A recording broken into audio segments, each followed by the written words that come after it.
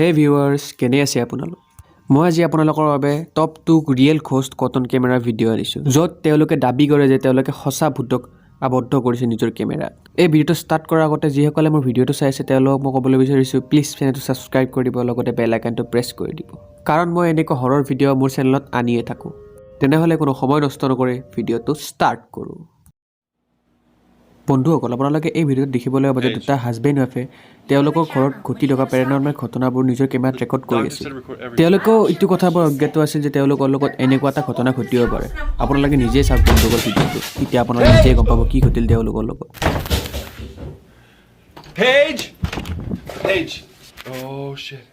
এই মহিলাগৰাকীক দেখিলে এনেকুৱা লাগে যে তেওঁৰ দেহত কোনোবা বেয়া শক্তি বাহ লৈ লৈছে।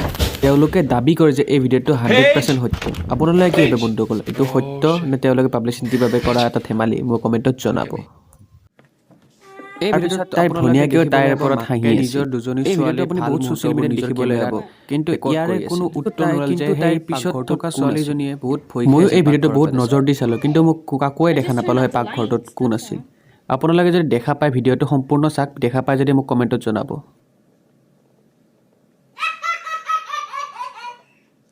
That?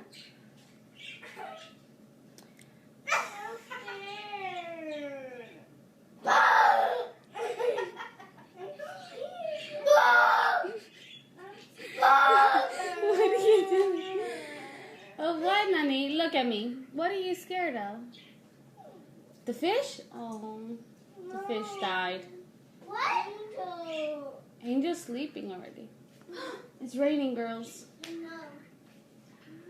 Nothing, Nani, are you almost done eating?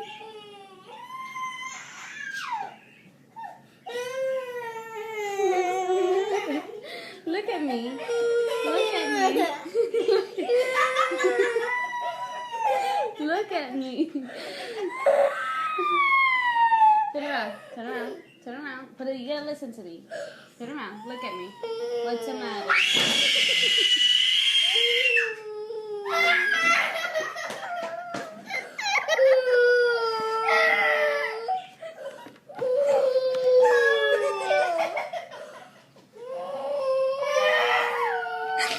ময়ো বহুত ৰিচাৰ্চ কৰিলোঁ, লাষ্টত মই দেখা পালোঁৱে সেই খিৰিকীখনৰ বাহিৰত কিবা এটা আকৃতি দেখা হৈ আছে। আপোনালোকে যদি দেখিলে মোক কমেণ্টত জনাব।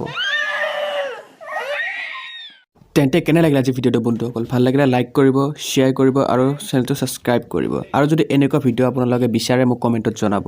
যদি আপোনালোক ইয়াৰে পাৰ্ট 2 লাগে মোক কমেণ্টত জনাব, তেতিয়াহ'লে মই ইয়াৰ পাৰ্ট 2 বনোৱাৰ চেষ্টা কৰিম। তেতিয়ালৈ ঘৰত থাকক, সুৰক্ষিত থাকক আৰু মৰম বিলাই থাকক।